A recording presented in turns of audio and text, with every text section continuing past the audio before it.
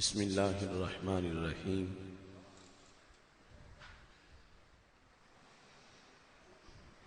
رب اشرح لی صدری ویسر لی امری واحلل عقدۃ من لسانی یفقهوا قولی احمدک اللہم یا مجیب کل سائل والصلاة والسلام علی من هو افضل الوسائل وعلى آلہ واصحابہ ذوی الفضائل اما بعد فاعوذ باللہ من الشیطان الرجیم بسم اللہ الرحمن الرحیم وممن خلقنا امہ یہدون بالحق وبہ یعدلون صدق اللہ العظیم وصدق رسولہ النبی الکریم الامین ان اللہ وملائکتہ یصلون علی النبی یا ایہا الذین آمنوا صلوا علیہ وسلموا تسلیما الصلاة والسلام علیک یا سیدی یا رسول اللہ وعلی آلک واصحابک یا حبیب اللہ۔ خشک شاخوں کو وہ تازہ گلاب دیتے ہیں، عہد پیری کو وہ پھر سے شباب دیتے ہیں۔ پڑھ لے درود غفلت نہ کر خدا کی قسم، تیرے سلام کا وہ اب بھی جواب دیتے ہیں۔ الصلاۃ والسلام علیک یا سیدی یا رسول اللہ وعلی آلک واصحابک یا حبیب اللہ۔ مولاي صل وسلم دائما ابدا على حبيبك خير الخلق كلهم منزه عن شريك في محاسنه فجوهر الحسن فيه غير منقسم محمد تاج رسل الله قاطبة محمد صادق الأقوال والكلم محمد ذکرہ روح لأنفسنا محمد شکرہ فرد علی الامم۔ رب صلی وسلم دائما ابدا علی حبیبک خیر الخلق کلہم۔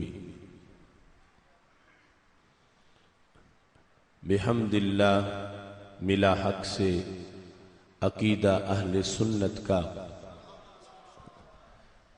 بحمد اللہ ملا حق سے عقیدہ اہل سنت کا، پڑھا ہے قدسیوں نے بھی قصیدہ اہل سنت کا۔ زمیں ہے اہل سنت کی زمانہ اہل سنت کا، بنایا رب نے جنت میں ٹھکانہ اہل سنت کا۔ کسی کی ایٹ کی جانب نہیں اٹھتی نظر اپنی، خدا نے بھر دیا اتنا خزانہ اہل سنت کا۔ زبان مصطفیٰ سے یہ ملا ہم کو لقب واضح، عطائے مصطفیٰ ہے آب و دانہ اہل سنت کا۔ اٹھو منزل ملے گی تو مزے کی نیند سو لیں گے، کرو اب کام تھوڑا سا روزانہ اہل سنت کا۔ سنو فکر رضا میں ہی بقا ہے آج بھی اپنی، کوئی تجھ کو نہ بھٹکائے بیگانہ اہل سنت کا۔ اللہ تبارک و تعالی جل جلالہ وعم نوالہ وتم برہانہ وعظم شانہ وجل ذکرہ وعز اسمہ کی حمد و ثنا، اور حضور سرور کائنات مفخر موجودات زینت بزم کائنات دستگیر جہاں غم گسار زمام سید سروراں حامی بے کساں قائد المرسلین خاتم النبیین احمد مجتبی جناب محمد مصطفیٰ صلی اللہ علیہ وآلہ وصحابہ وبارک وسلم کے دربار گوہر بار میں ہدیہ درود و سلام عرض کرنے کے بعد رون کے محفل استاذ العلماء حضرت صاحبزادہ مفتی محمد اکرام اللہ کیلانی صاحب حافظہ اللہ تعالی، سینئر مدرس جامعہ مدینہ العلم گوجرانوالا اور ان کے محفل استاذ القراء حضرت مولانا قاری محمد عبدالعزیز کیلانی صاحب محتمم جامعہ صدیقیہ لالا موسیٰ، بانی پروگرام استاذ القراء حضرت مولانا قاری محمد خالد جلالی صاحب زید مجدہ، محترم الحاج محمد منیر قادری صاحب امیر تحریک صراط مستقیم پاکستان ضلع گوجرانوالا، فاضل محتشم حضرت علامہ مولانا محمد عبدالعلیم جلالی صاحب زید مجدہ، وارثان منبر و محراب ارباب فکر و دانش، نہایت ہی معزز و محتشم سامعین حضرات، رب ذوالجلال کے فضل اور توفیق سے ہم سب کو عظیم الشان سالانہ جلسہ دستار فضیلت میں شرکت کی سعادت حاصل ہو رہی ہے۔ میں اپنی طرف سے فخر القراء حضرت مولانا قاری محمد خالد جلالی صاحب اور اس مسجد اور مدرسہ کے جملہ منتظمین کو اس جشن دستار فضیلت پر ہدیہ تبریک پیش کرتا ہوں، اور جن بچوں نے قرآن مجید برہان رشید حفظ کیا ہے انہیں، ان کے والدین کو، سب کو ہدیہ تبریک پیش کرتا ہوں۔ میری دعا ہے خالق کائنات جل جلالہ ان بچوں کو اپنی علمی منزل پانے کی توفیق عطا فرمائے، اور رب ذوالجلال اپنے فضل و کرم سے ان کو متبحر عالم دین بنائے۔ قرآن مجید برہان رشید میں رب ذوالجلال کا فرمان ہے وَمِمَّنْ خَلَقْنَا أُمَّةً، کہ جن لوگوں کو ہم نے پیدا کیا ان میں سے ایک جماعت ایسی ہے یہدون بالحق وبہ یعدلون، کہ وہ حق کی ہدایت کرتے ہیں اور اس کے ساتھ عدل کے تقاضے پورے کرتے ہیں۔ سید عالم نور مجسم شفیع معظم صلی اللہ علیہ وسلم کی امت آخری امت ہے۔ ہر دور کے اندر انبیاء کرام علیہم السلام کے غلام قرآن مجید برہان رشید کی اس آیت کے مصداق بنتے رہے، اور سب سے آخر میں ہمارے آقا صلی اللہ علیہ وسلم کی امت کو اس شرف سے رب ذوالجلال نے مشرف فرمایا، اور پھر اس امت کی جتنی صدیاں ہیں اور قیامت تک جتنے آنے والے لوگ ہیں ان کے لحاظ سے قرآن مجید برہان رشید نے یہ واضح فیصلہ سنایا کہ ہر زمانے میں ایک جماعت ایسی موجود رہے گی جو حق کی علمبردار ہوگی اور حق کے لحاظ سے عدل کے تقاضے پورے کرنے والے ہوگی۔ نبی اکرم نور مجسم شفیع معظم صلی اللہ علیہ وسلم کی حدیث شریف اس آیت کی وضاحت یوں کرتی ہے۔ ہمارے آقا صلی اللہ علیہ وسلم کا فرمان مسند امام احمد میں موجود ہے۔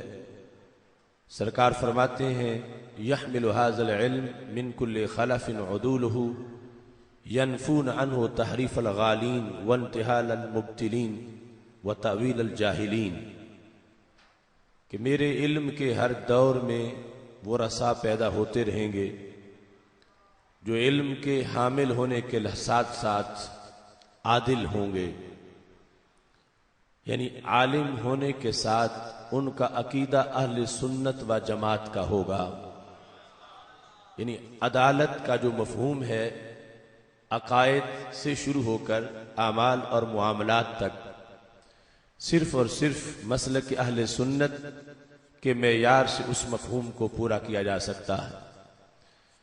کسی کے عقیدہ کے اندر کسی لحاظ سے کوئی کمی ہے کسی کے عقیدہ میں کسی لحاظ سے کوئی غلو ہے تو عدالت کا مفہوم مسلک اہل سنت و جماعت میں نظریات کے معیار کے لحاظ سے پورا ہوتا ہے۔ فرمایا صرف عالم نہیں ہوں گے بلکہ عادل ہوں گے۔ ان کا کام کیا ہوگا؟ ینفون عنہ تحریف الغالین، دین میں جو غالی لوگ تحریف کرتے ہوں گے یہ میرے وارث اس تحریف کا پردہ چاک کریں گے۔ وانتحال المبتلین، میرے یہ وارث باطل پرستوں کی ہیلہ سازی کا مقابلہ کریں گے، اور میرے یہ وارث تاویل الجاہلین، جاہل لوگوں کی تاویل کا پردہ چاک کریں گے۔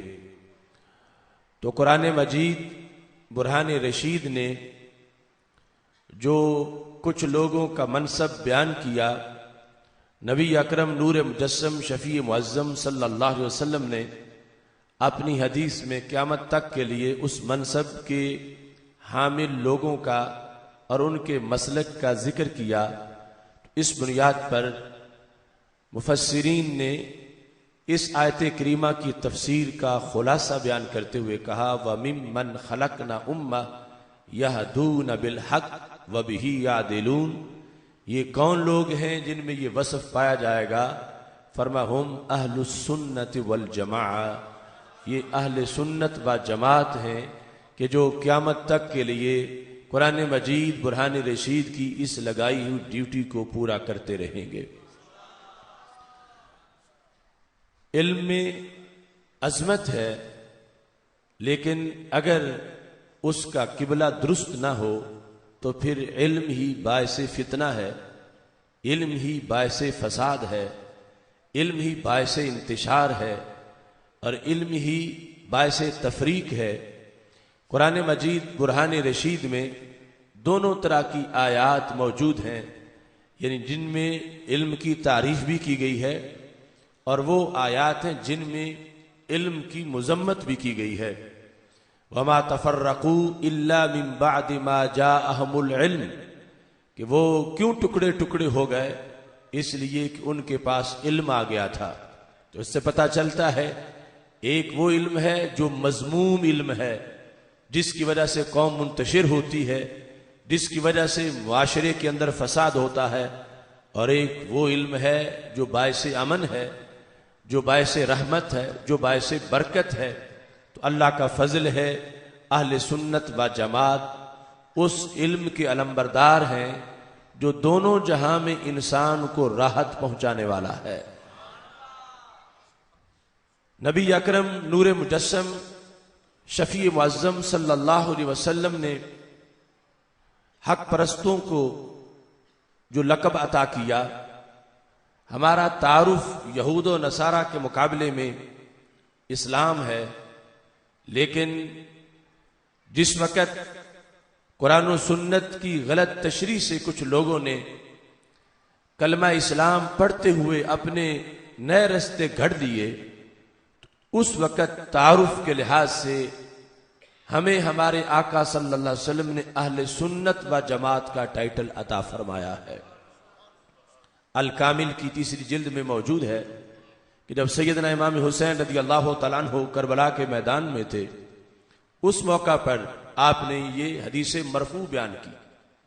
فرمایا میں نے اپنے نانا جی سے خود سنا ہے، میرے نانا جی حضرت محمد مصطفیٰ صلی اللہ علیہ وسلم نے یہ ارشاد فرمایا مجھے اور میرے بھائی حضرت امام حسن رضی اللہ تعالی عنہ کو، انتما سیدا شباب اہل الجنہ وقرۃ عین اہل السنہ، کہ اے حسن و حسین تم دونوں جنتی جوانوں کے سردار ہو اور تم دونوں سنیوں کی آنکھ کی ٹھنڈک ہو۔ انتما سیدا شباب اہل الجنہ وقرۃ عین اہل السنہ۔ تو اس میں ہمارے آقا صلی اللہ علیہ وسلم نے اہل حق کا جو نام لیا اپنی زبان سے، تو وہ نام آج بھی ہماری پہچان کے لیے کافی ہے۔ ہم بیک وقت مسلمان بھی ہیں، بیک وقت اہل سنت و جماعت بھی ہیں، یہود و نصارہ کے مقابلے میں ہماری پہچان مسلم ہے، مومن ہے، مسلمان ہونا ہے، اور اسلام کی چھتری کے نیچے گھسے ہوئے وہ لوگ جو غلط تعبیر و تشریح سے اپنا مذہب گھڑے ہوئے ہیں، ان کے مقابلے میں ہماری پہچان اہل سنت و جماعت ہے۔ اب دیکھیے اس حدیث شریف میں آج کے مسئلے کا حل ہے۔ اس وقت پوری دنیا میں دو قوتیں برسر پیکار ہیں اسلام کے اندر۔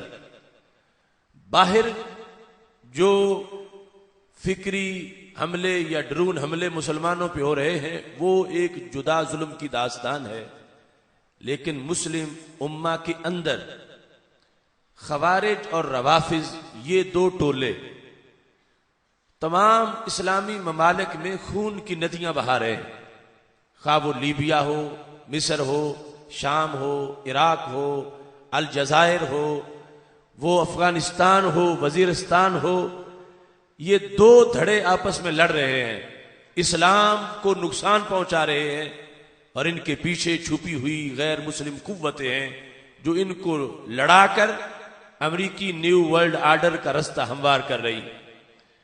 اگر اس وقت پوری دنیا میں کسی کو بتانا ہو کہ مسلمان کون ہوتا ہے تو رب کعبہ کی قسم سوائے سنی کے چہرے کی اور کوئی نظر نہیں آتا کہ جس کی وجہ سے اسلام کا تعارف کروایا جا سکے۔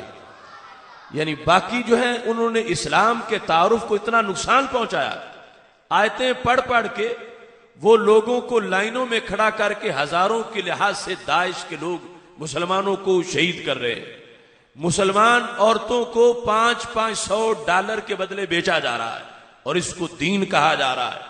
یہ جانبین سے اس طرح کے ظلم و ستم کلمہ پڑھنے والے لوگ جو آج کر رہے ہیں، ہمارے آقا صلی اللہ علیہ وسلم اس وقت دیکھ رہے تھے کہ ایسے جو غلط طبقے ہیں ان کے گناہ میرے غلاموں کے کھاتے میں نہیں پڑنے چاہیے، میرے غلاموں کا امتیاز ہونا چاہیے۔ تو محبوب علیہ الصلوۃ والسلام نے کلمہ اسلام پڑھنے والوں میں سے حق کی جماعت اہل سنت و جماعت کو قرار دیا ہے۔ اس واسطے یوم تبیض وجوہ و تسود وجوہ، قرآن مجید کہتا ہے قیامت کے دن کچھ چہرے سفید ہوں گے اور کچھ چہرے سیاہ ہوں گے۔ حضرت عبداللہ بن عباس رضی اللہ تعالی عنہما سے پوچھا گیا کس کا چہرہ سفید ہوگا قیامت کے دن؟ فرمایا یوم تبیض وجوہ اہل سنت والجماعہ، کہ قیامت کے دن جن کے چہرے چمک رہے ہوں گے، نور آنکھوں میں تو چہروں پہ اجالے ہوں گے، مصطفیٰ والوں کے انداز نرالے ہوں گے۔ اس وقت ان کو یہ امتیاز اس وقت بھی ملے گا۔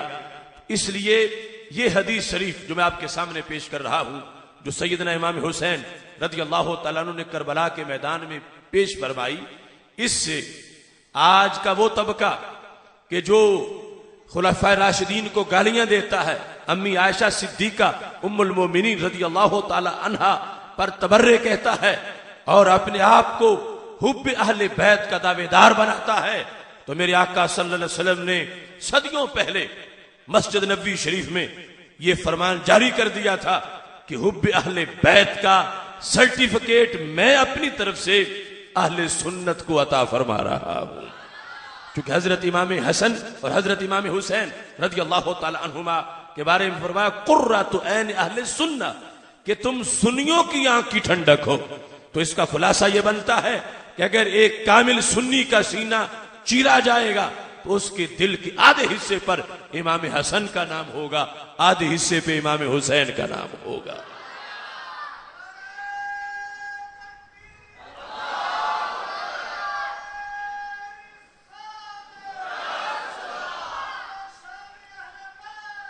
ایک یہ ہے کوئی محب ہو یعنی دعوے دار ہو محبت کا، ایک وہ ہے کہ محبوب خود کسی پر ہاتھ رکھے کہ یہ میرا محب ہے۔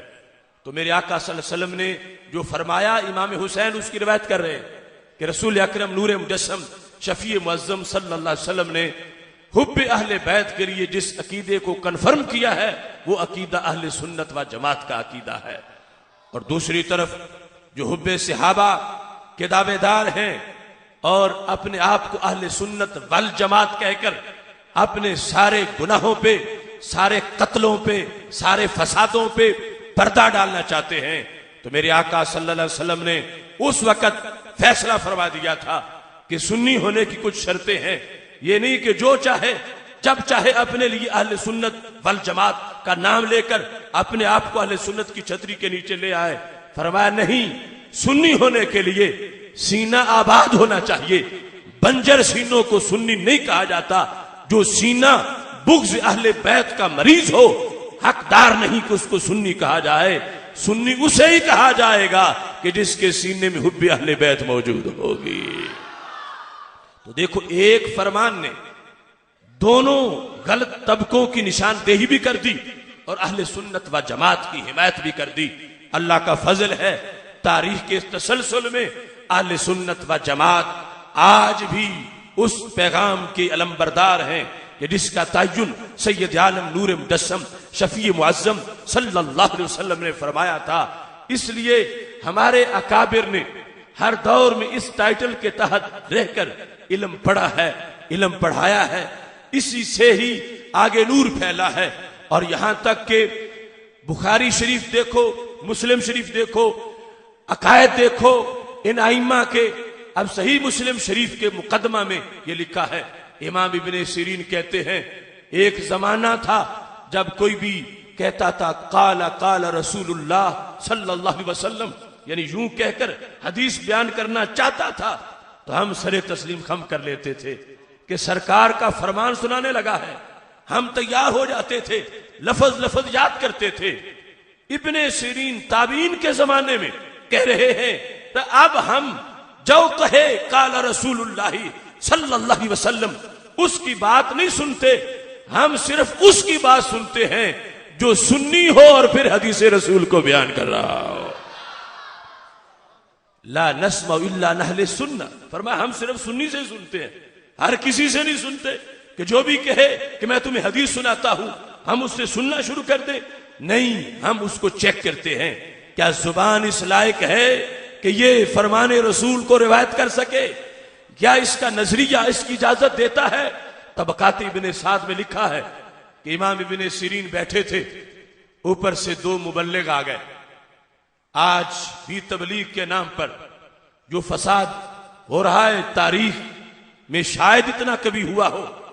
یہ جتنے لشکر ہیں اور جتنے آرمی سکولوں پر حملے کرنے والے ہیں اور جتنے فوجیوں کے سروں کے فٹ بال بنانے والے ہیں، یہ بنائے تو سارے اسی جماعت نے ہے جو لوگوں کو تبلیغ کے نام پر اغوا کرتی ہے اور پھر ان کو خود کش بمبار بنا کر آگے محاذوں پہ بھیج دیتی ہے. تو دو مبلغ آ گئے تبلیغ کرنے امام ابن سیرین کے پاس، کہنے لگے نحدثک بحدیث، ہم آپ کو ایک حدیث سنانا چاہتے ہیں. تو امام ابن سیرین نے کہا اللہ، مجھے منظور نہیں کہ تم مجھے حدیث سناؤ، حدیث تو سر آنکھوں پہ، مگر تمہاری زبان سے میں نے حدیث نہیں سننی.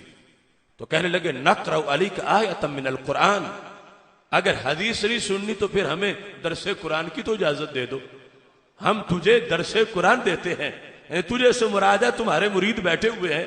امام ابن سیرین تو وقت کے امام ہیں، اپنی محفل میں ہمیں دو آیتیں پڑھ لینے دو، ایک آیت پڑھ لینے دو، یعنی جس سے وہ یہ سرٹیفکیٹ لینا چاہتے ہیں کہ ہم جہاں بھی گھسیں گے تو جا کے بتائیں گے ہم تو ابن سیرین کے درس میں بھی، ان کے حلقے میں بھی تبلیغ کر کے آ گئے ہیں. لیکن امام ابن سیرین تھے.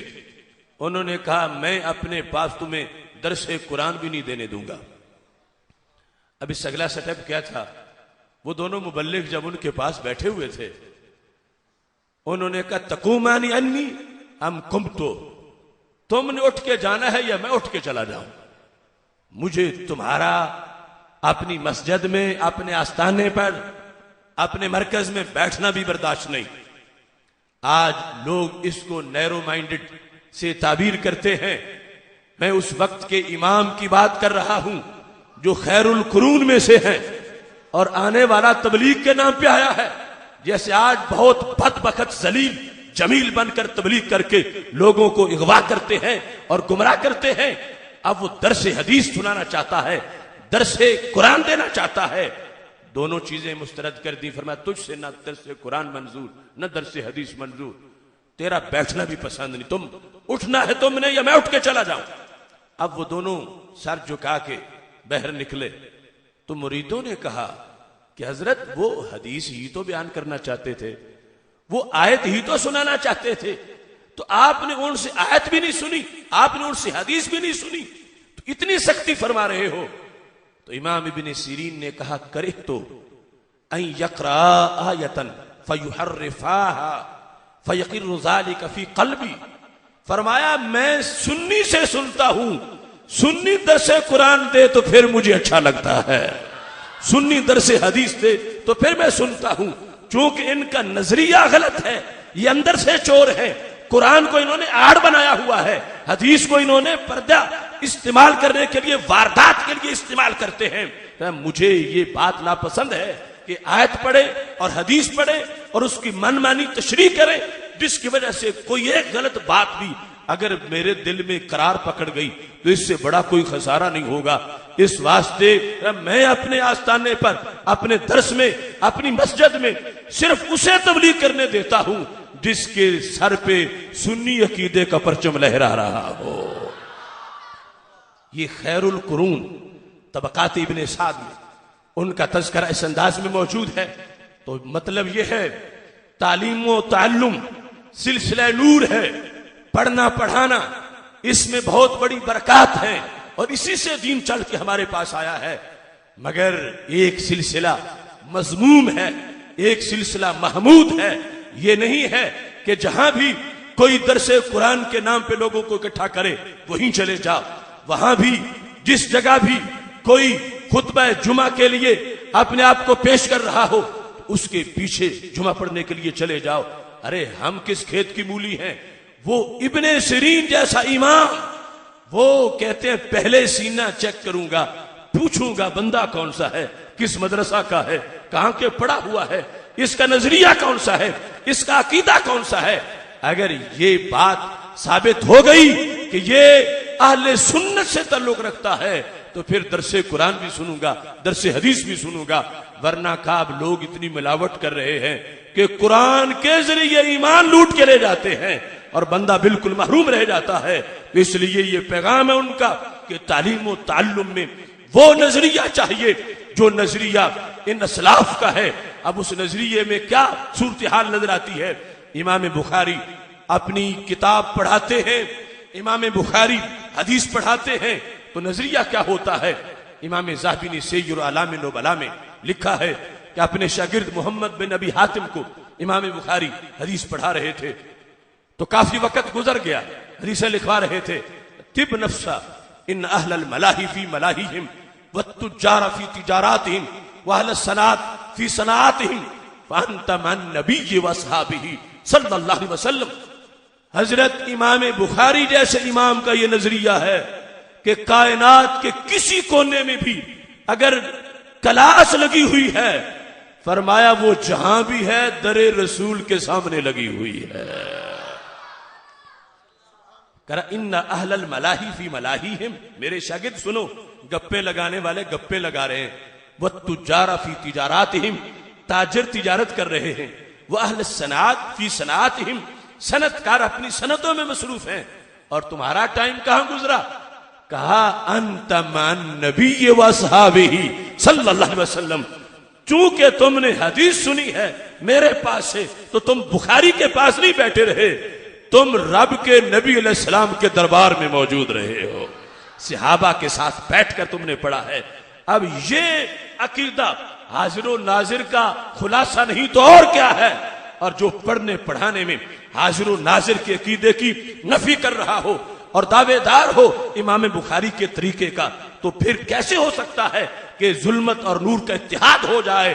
میں آج جس مکتبہ فکر کی بنیاد پر اس دستار فضیلت کے جلسے میں گفتگو کرتے ہوئے مقام علم کو سلام پیش کر رہا ہوں تو یہ وہ راستہ ہے کہ کلاس اگرچہ یہاں ہوتی ہے، حاضری دربار رسالت میں لگائی جاتی ہے. یہ نظریہ اہل سنت و جماعت کا پڑھنے پڑھانے کا نظریہ ہے. اس کی وجہ سے دین ہم تک پہنچا ہے، اس کی وجہ سے آگے قیامت تک انشاءاللہ دین پہنچتا رہے گا۔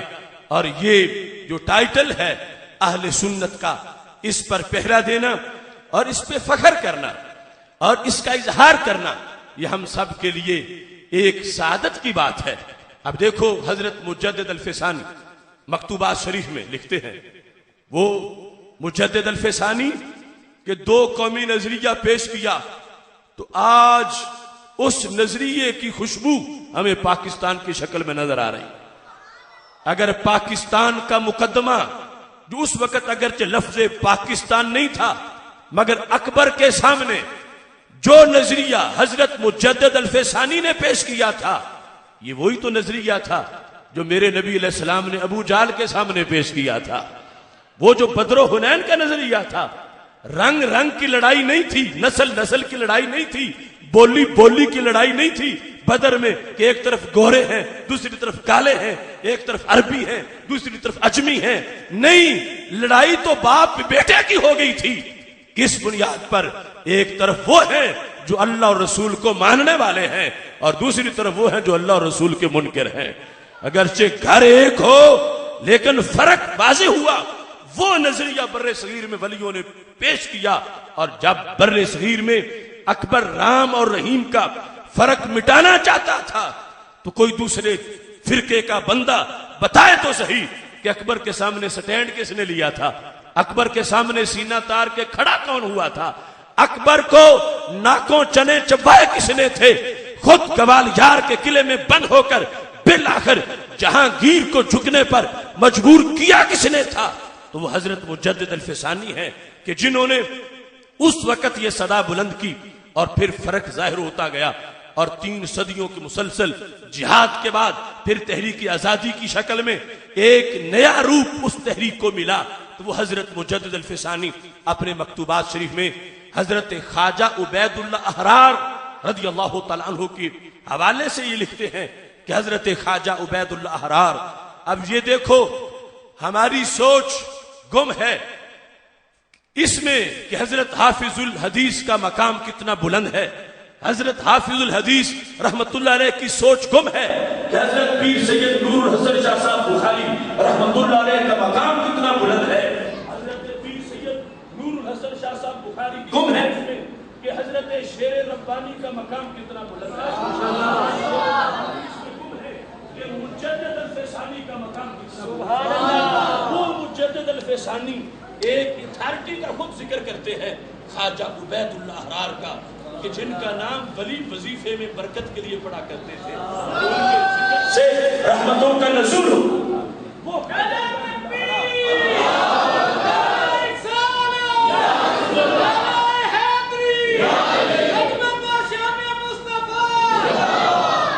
حضرت خواجہ عبید اللہ احرار اپنی تعلیمات میں اس چیز کو واضح طور پر ذکر کرتے ہیں، اور حضرت مجدد الفسانی ان سے روایت کرتے ہیں کہ اگر جمی احوال و مواجیدنا فرما جمع کنند و حقیقت مارا و عقید اہل سنت و جماعت متحلہ نہ سازم جز خرابی ہے جنمی دانا۔ یہ حضرت خواجہ عبید اللہ احرار فرما کرتے تھے اگر لوگ میری کرامتیں بیان کریں اور مجھے ولی کہیں، مجھے غوث کہیں، مجھے قطب کہیں، میرے تصوف میں مقامات بیان کریں، مگر سب کچھ بیان کر کے کہیں میرے سنی ہونے کا ذکر نہ کریں، باقی سب کچھ بیان کریں کہ عبید اللہ احرار چوٹی کے ولی ہیں، بہت بڑے غوث ہیں، قطب ہیں، سب کچھ بیان کریں، مگر یہ میرا مسلک نہ بیان کریں کہ عبید اللہ احرار کا مسلک کیا ہے۔ حقیقت مارا بعقید اہل سنت متحلہ نہ سازن، میری حقیقت یہ نہ بیان کرے کہ عبید اللہ احرار سنی ہے، تو کہتے ہیں جز خرابی ہے جنمی دارن، تو میں سمجھتا ہوں سوائے خرابی کے کچھ نہیں ہوا۔ نعرہ تکبیر، نعرہ رسالت، نعرہ تحقیق، نعرہ حیدری، عظمت و شان مصطفیٰ، رفعت و مقام مصطفیٰ۔ شمس حضرات وہ کہتے ہیں جز خرابی ہے جنبی دانا، میں سمجھوں گا کہ جس نے مجھے سنی کہنے کے بغیر ولی کہا، سنی کہنے کے بغیر مجھے غوث کہہ دیا، اس نے میرا تعارف نہیں کروایا، وہ سے تو زیادتی کی ہے، خرابی ہوئی ہے، یہ اچھائی نہیں ہوئی کہ میرے سنی ہونے کا ذکر نہیں ہوا۔ اور کہتے ہیں اگر جمی خرابی ہارا برما جمع کنن بحقیقت بارا باقید اہل سنت متحلہ سازن باقی نہ دارا۔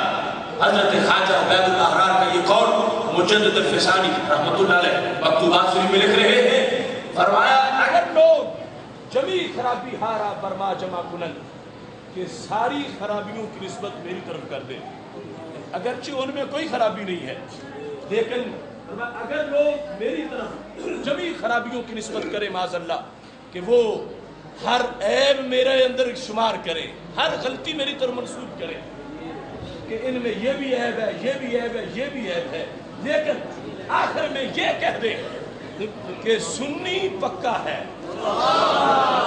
عبید اللہ احرار میں یہ فلاں عیب تو ضرور ہے، اگرچہ ان میں کوئی بھی نہیں تھا، وہ فرماتے ہیں اگر ہر عیب میری طرف منسوب کر دیں لیکن میرا عقیدہ سنی بیان کریں۔ عبید اللہ احرار کا مسلک اہل سنت کا ہے، لیکن باقی نہ دارن مجھے کسی نے 1000 گالی دی ہو یا لاکھ، مجھے کوئی پرواہ نہیں ہے، اس واسطے کو اس نے میرا مسلک اہل سنت بیان کر دیا۔ تکبیر، نعرہ رسالت، نعرہ تحقیق، نعرہ حیدری، مسلک حق اہل سنت و جماعت۔ سیدی مرشدی یا نبی یا نبی، سیدی مرشدی یا نبی یا نبی، سیدی مرشدی یا نبی یا نبی۔ یہ ضروری ہے کہ پہچان ہو سنت کے لفظ سے، قرآن کے لفظ سے۔ اس تاریخ کے اندر کتنے لوگوں نے وارداتیں کی، ان سے اپنے آپ کو بچانا اور محفوظ رکھنا کہ یہ سب کا مشترکہ فریضہ ہے۔ ابن کثیر میں یہ الفاظ ہیں، ہمارے آقا صلی اللہ علیہ وسلم کا فرمان ہے مجھے اپنی امت پر قرآن کا خطرہ ہے، حالانکہ ہر جگہ بتایا قرآن نے خطرے مٹا دیے ہیں، یہ مہیمن ہے، امت کا نگہبان ہے۔ خطرہ کیا ہے؟ فرمایا یتعلمہ المنافقون، اسے منافق بھی پڑھ جائیں گے، یجادلون بہ المؤمنین، پڑھ کے مومنوں سے ہی جھگڑا شروع کر دیں گے۔ کیسے بتوں والی آیتیں ولیوں پہ لگائیں، جیسے آج افواج پاکستان کو، پاکستان کی سیکورٹی فورسز کو مرتد قرار دیا گیا ایک طبقے کی طرف سے آیات پڑھ کر، تو سرکار کی آنکھ دیکھ رہی تھی کہ ایسا ہوگا، ایسا فساد زمانے میں آئے گا۔ فرمایا یہ بندے اگر نہ پڑھتے تو اچھا تھا، کہ منافق جب پڑھ جائے تو زیادہ خطرناک ہو جاتا ہے۔ یتعلمہ المنافقون فیجادلون بہ المؤمنین، پھر مومنوں سے مجادلہ کرتے ہیں، جھگڑا کرتے ہیں۔ اور یہ سلسلہ اس وقت ابھی صحابہ زندہ تھے کہ شروع ہو گیا۔ مسلم شریف میں یہ الفاظ موجود ہے کہ یزید الفقیر کہتے ہیں شاغفانی رأی من رأی الخوارج، مجھے خارجی عقیدہ اچھا لگا تو میں خارجی بن گیا۔ کننا ذوی عدد، ہم پورا گروپ تھے، تبلیغی جماعت تھی ہماری، ہم گھر سے نکل پڑے کہ ہم لوگوں کو تبلیغ کریں گے۔ رستے میں مدینہ منورہ آ گیا، ہم نے کہا چلو مسجد نبوی میں نماز پڑھتے ہیں۔ گئے تو وہاں جلسہ ہو رہا تھا۔ اب میں گوجرانوالا کی بات نہیں کر رہا، میں مدینہ منورہ کی بات کر رہا ہوں، میں 15ویں صدی کی بات نہیں کر رہا، میں دورے صحابہ کی بات کر رہا ہوں، میں اپنی تقریر کی بات نہیں کر رہا، میں حضرت سیدنا جابر کی تقریر کی بات کر رہا ہوں۔ یزید الفقیر خود روایت کرتے ہیں، کہتے ہیں مسجد نبوی شریف میں ہم گئے تو ایک ستون کے ساتھ ایک صحابی بیٹھے ہیں، نام حضرت جابر رضی اللہ تعالیٰ عنہ ہے، وہ لوگوں کو درس حدیث دے رہے ہیں۔ اور موضوع کیا ہے؟ موضوع ہے شان رسالت، موضوع ہے رسول اللہ صلی اللہ علیہ وسلم کا مشکل کشا ہونا، حاجت روا ہونا، کہ قیامت کے دن جب کسی کا کوئی پرسان حال نہیں ہوگا، سرکار اس وقت بھی غلاموں کی سفارش فرما رہے ہوں گے۔ یہ موضوع ہے۔ حدیث شفاعت چونکہ کوئی ایک حدیث نہیں، بہت سی احادیث ہیں، وہاں مضمون کا ذکر ہے کہ شفاعت کا تذکرہ ہو رہا تھا، شفاعت کی حدیثیں بیان ہو رہی تھیں۔ گنہگاروں کا روز محشر شفیع خیر الانام ہوگا، دلہن شفاعت بنے گی، دولہا نبی علیہ السلام ہوگا۔ ادھر وہ گرتوں کو تھام لیں گے، ادھر پیاسوں کو جام دیں گے، صراط و میزان حوض کوثر یہیں وہ عالی مقام ہوگا۔ آنا لہا کہہ کے آسیوں کو لیں گے آغوش مرحمت میں، عزیز اکلوتا جیسے ماں کو نبی کو اپنا غلام ہوگا۔ احادیث شفاعت سنی یزید الفقیر نے کہ سرکار دو عالم صلی اللہ علیہ وسلم چلو بھریں گے اور ایک چلو میں کروڑوں کو بٹھا کے جہنم سے نکال کے جنت عطا فرما دیں گے۔ یزید الفقیر اٹھ کے کھڑے ہو گئے، چونکہ خارجی بن چکے تھے۔ اب خارجی کا تعارف لفظوں میں ہوگا کہ خارجی کس بلا کا نام ہے۔ کہتے ہیں میں نے کہا یا صاحب رسول اللہ صلی اللہ علیہ وسلم ما ھذا الذی تحدثون، کہ وہ یزید الفقیر جھگڑ پڑے، حضرت جابر رضی اللہ عنہ جھگڑا شروع کر دیا۔ کس چیز کا جھگڑا؟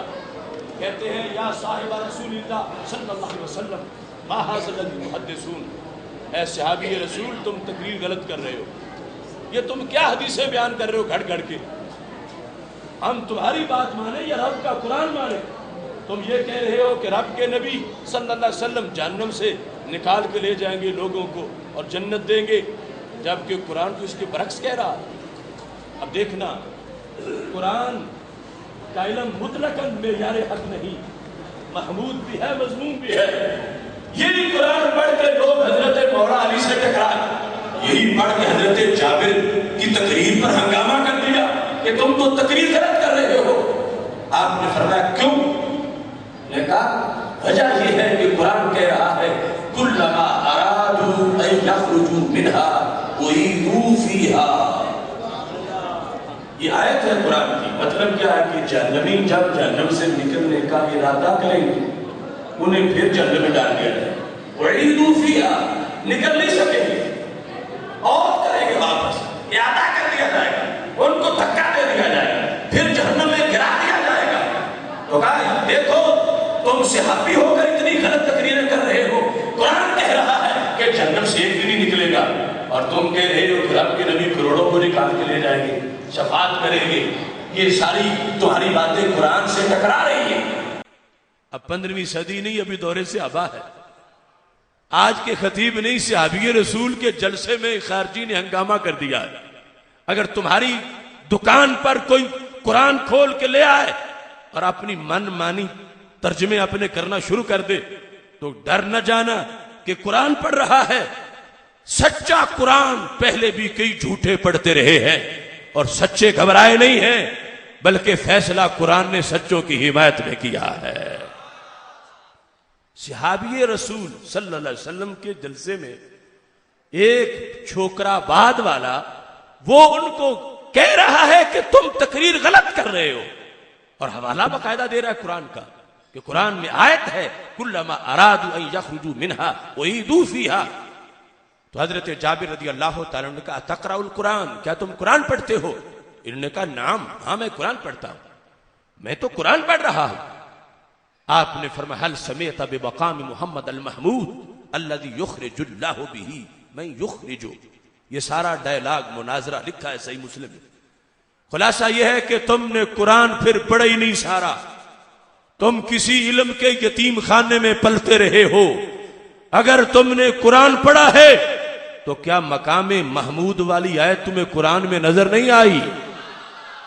تو یہ حضرت جابر نے قرآن سمجھنے کا طریقہ بتایا کہ آیت آیت کی تفسیر کرتی ہے، تمہیں پتا چلے ساری آیات اکٹھی کر کے پھر تمہیں ہدایت ملے کہ کس نے نکلنا ہے جہنم سے، کس نے نہیں نکلنا، کون نکالے گا کون نہیں نکالے گا۔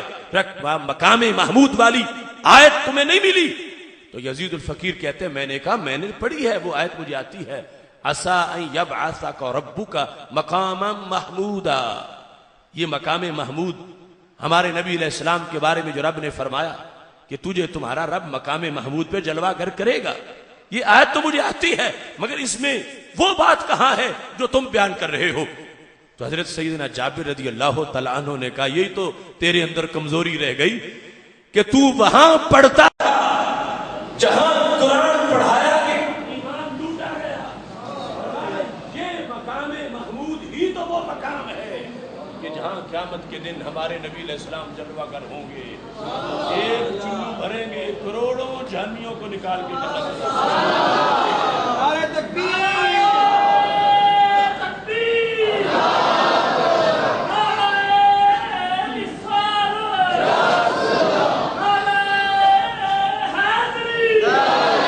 وہ تو شمس حضرت ابھی بات ختم نہیں ہوئی، بہت سمجھنے کا مقام آیا ہے۔ اب حل کیا ہوا؟ سچے صحابی ہیں، سچا قرآن ہے، تو جو قرآن کا حوالہ دے رہا ہے وہ جھوٹا کیوں ہے؟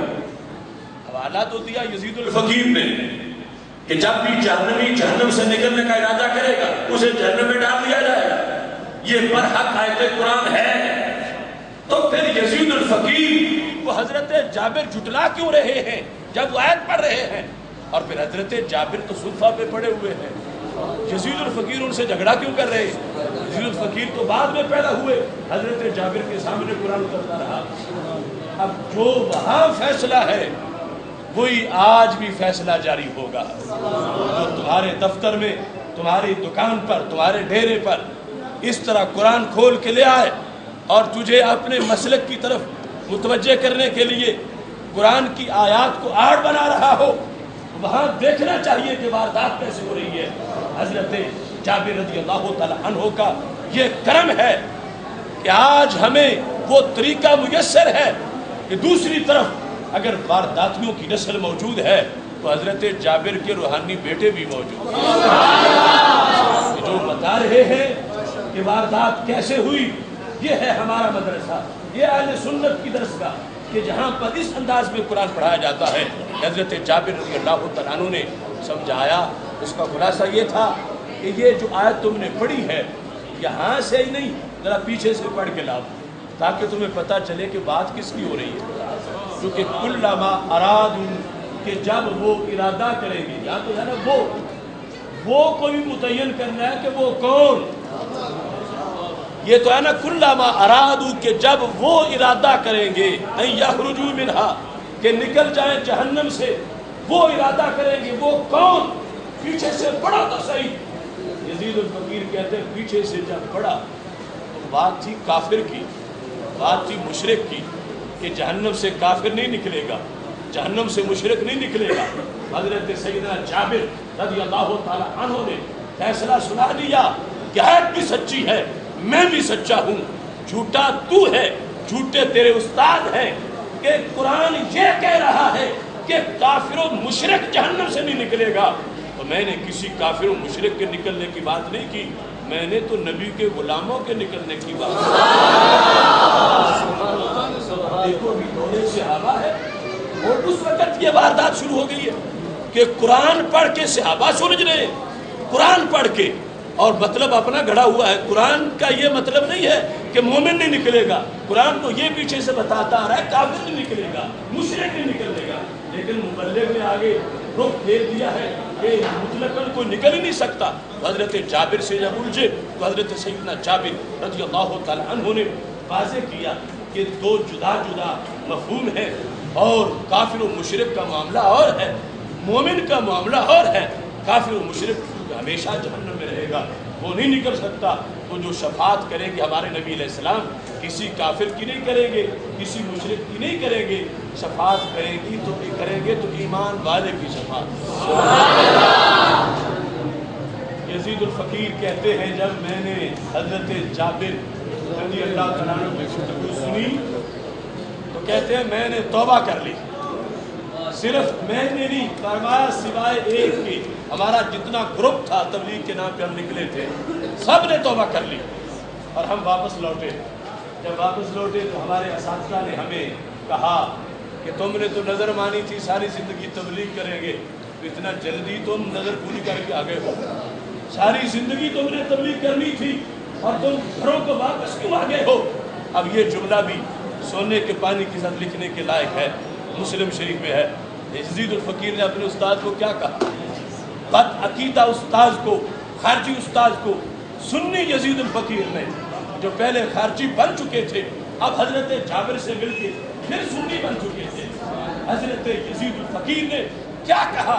لَأَتَرَوْنَ الشَّيْخَ يَكْذِبُ عَلَى رَسُولِ اللَّهِ صلی اللہ علیہ وسلم۔ اے میرے استادو، حضرت جابر کا چہرہ دیکھ کر دل نہیں مانتا کہ وہ جھوٹ بولتے ہو، وہ سچ فرماتے ہیں، جھوٹ تم نے کہا ہے۔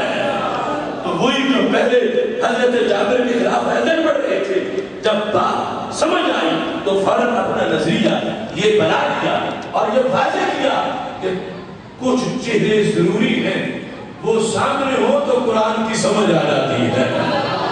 قرآن سمجھنے کے لیے کچھ چہروں کی ضرورت ہے۔ کہتے اترون الشیخ یکذب علی رسول اللہ صلی اللہ علیہ وسلم، کہ تمہارے ادھر تفسیر پڑھے، اے اساتذہ تمہارا پڑھایا ہوا اگر ہم سامنے رکھیں تو پھر یہ ماننا پڑے گا کہ جابر صاحب اور دل نہیں مانتا کہ جابر جیسا صحابی ہو اور جھوٹ بول رہا ہو۔ ہر صحابی سچے ہیں، دل نہیں مانتا کہ جھوٹ بولتے ہو، لہذا جو جابر نے کہا وہی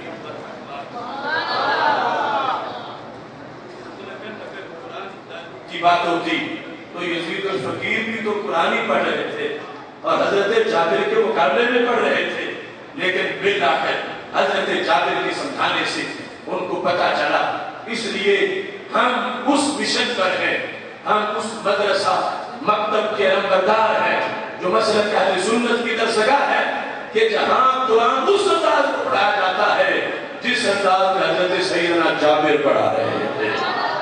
ورنہ تو دوسری طرف کتنی بات باتیں ہوتی ہیں اور دور صحابہ میں شروع ہو گئی اور صحیح مسلم تک ان کا تذکرہ موجود ہے اور دور صحابہ کے اندر ان باتوں کے خلاف صحابہ کا جہاد موجود ہے۔ اس لیے سونا جنگل رات اندھیری چھائی بدلی کالی ہے، سونے والوں جاگتے رہنا چوروں کی رکھوالی ہے۔ آنکھ سے کاجل صاف چرانے یا وہ چور بلا کے ہے، تیری گٹھڑی تاکی ہے اور تو نے نیند نکالی ہے۔ اپنے عقیدے کے زیر سایہ کر جب کوئی قرآن و سنت کی طرف متوجہ ہوتا ہے، یقیناً رب ذوالجلال اس کو زندگی اور تابندگی عطا فرماتا ہے۔ چونکہ وقت مختصر ہے، میں اپنی بات سمیٹ رہا ہوں، صرف ایک حوالہ دیتے ہوئے اس کی وضاحت میں اپنی بات ختم کر رہا ہوں۔ ابن کثیر نے البدایہ میں یہ لکھا ہے کہ حضرت ابو طفیل رضی اللہ تعالیٰ عنہ، البدایہ والنہایہ ذکر ابو طفیل وہ صحابی ہیں جو ہمارے آقا علیہ السلام کے صحابہ میں سب سے آخر میں جن کی وفات ہوئی، یعنی رسول اللہ صلی اللہ علیہ وسلم کے وصال کے 1 صدی بعد حضرت ابو طفیل رضی اللہ تعالیٰ عنہ کی وفات ہوئی۔ ابو طفیل خود راوی ہے، وہ کہتے ہیں کہ رسول اللہ صلی اللہ علیہ وسلم کے پاس حضرت عمر اپنا بچہ لے کر آئے جن کا نام فراز تھا۔ کہا یا رسول اللہ صلی اللہ علیہ وسلم، یہ فراز کے سر کو درد ہو رہا ہے، آپ اسے دم فرمائیں۔ تو ہمارے آقا علیہ الصلوۃ والسلام نے دم کیسے فرمایا؟ قابض بین عینیہ، اپنی انگلیوں سے فراز کے ماتھے کا چمڑا پکڑا، دونوں آنکھوں کے درمیان پکڑ کے اسے کھینچا، تھوڑا سا جب کھینچا تو درد بھاگ گیا، اور جہاں ہمارے آقا علیہ السلام کے نوری پورے نوری انگلیاں لگی تھیں وہاں نور کا منہ مبارک فوراً ظاہر ہو گیا۔ وہ ایسی چمک تھی اس منہ مبارک میں کہ لوگ دور دور سے زیارت کے لیے آتے تھے کہ یہ بچہ فراز کتنا مبارک بچہ ہے کہ جس کے ماتھے میں رسول اللہ صلی اللہ علیہ وسلم کے ہاتھ کی تجلی موجود ہے۔ حضرت ابو طفیل کہتے ہیں لما کان زمان الخوارج اجابہم، جب خارجیوں کا زمانہ آ گیا تو صحابہ کے دور میں خارجی جب آ گئے تو انہوں نے لیکچر دینے شروع کر دیے، وہ جمعے پڑھانے لگے، وہ خطیب بن گئے، تو یہ فراز بھی کہیں کسی کی تقریر سننے چلے گئے تو نتیجے میں خارجی بن گئے۔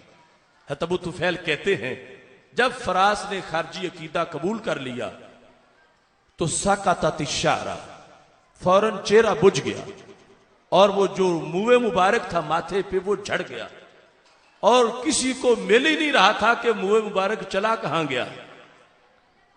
اب یہ وہ زمانہ ہے کہ حضرت عمر کو جب پتا چلا کہ میرا بچہ خارجی بن گیا ہے، قیدہ فحبسہ مخافۃ ان یلحق بہم، یہ الفاظ ہیں، انہوں نے زنجیر میں جکڑ دیا اپنے بچے کو، کمرے میں بند کر کے تالا لگا دیا، کہا اندر مرتا ہے تو مر جائے، میں اسے کسی خارجی کی تقریر نہیں سننے دوں گا. حالانکہ اپنے جگر پاروں کو کون زنجیروں میں جکڑتا ہے، لیکن یہ صحابہ کا جو دین کے ساتھ پیار تھا اس کے پیش نظر فرما اندر مر جائے منظور ہے، مگر کسی بد عقیدہ انسان کا درس قرآن میرا بچہ اب نہیں سنے گا، جو ہو چکا. جب یہ بات پہنچی حضرت ابو طفیل تک تو ان کا کردار کیا تھا؟ وقت کے پیر طریقت اور مفتی برحق نے یہ لازمی سمجھا کہ ہمارے ہوتے ہوئے اگر فراس گمراہ ہو جائے اور ہم کچھ نہ کریں تو کل ہم سے بھی پوچھا جائے گا، ہمیں جا کے کوشش تو کرنی چاہیے. حضرت ابو طفیل کہتے ہیں فدخلنا علیہ، جس کمرے میں فراس کو بند کیا گیا تھا ہم وہاں چلے گئے. یعنی حضرت ابو طفیل کے ساتھ کچھ اور لوگ بھی تھے. کہتے ہیں ہم نے جا کر سمجھانا شروع کر دیا، تبلیغ شروع کر دی. کہا کہ یہ جو تم نے عقیدہ اپنایا ہے کسی بد عقیدہ خطیب کی تقریر سن کے، یہ خارجیوں والا نظریہ صحیح نہیں ہے، یہ غلط ہے، جھوٹ ہے، دجل ہے، فراڈ ہے. فراس بات سنتے ہیں کوئی اثر ہی نہیں ہوتا. اب یہ نہیں ہے کہ حضرت ابو طفیل کو دلیلیں نہیں آتی. صحابی رسول سے بڑا سکالر کون ہوگا؟ حضرت ابو طفیل سمجھا رہے ہیں، اور وہ فراس یعنی خارجیت کا جن پہ مرض چل چکا ہے وہ آگے سے کسی بات کو منظوری نہیں کر رہے. بالآخر حضرت ابو طفیل نے ایک دلیل دی، اور وہ صرف سنی زبان ہی بیان کر سکتی. وہ دلیل جب سامنے آئی تو حضرت ابو طفیل کے کہنے پر فراس کے 14 طبق روشن ہو گئے. وہ دلیل کیا تھی؟ کہنے لگے فراس یہ بتاؤ کہ اگر یہ نظریہ جو تم نے اپنایا ہے سچا ہے تو یہ بتاؤ چہرے کا رنگ، چہرے کا نور اس دن سے بجھ کیوں گیا ہے؟ سنی ہوتے تھے تو منہ مبارک یہاں چمکتا تھا، جب سے خارجی بنے ہو منہ مبارک جھڑ گیا ہے، روٹ کے چلا گیا ہے. وہ روٹا کیوں ہے؟ تم اس کا جواب دو. چہرہ بجھا کیوں ہے؟ تم تو نورانی چہرے والے تھے، کہاں گئی تمہاری چمک؟ جب سے خارجی بنے ہو چہرہ تمہارا بے نور ہو گیا ہے. اس بات پر سوچا حضرت فراس نے تو فوراً توبہ کرتے ہوئے مسلک اہل سنت کو قبول کر لیا.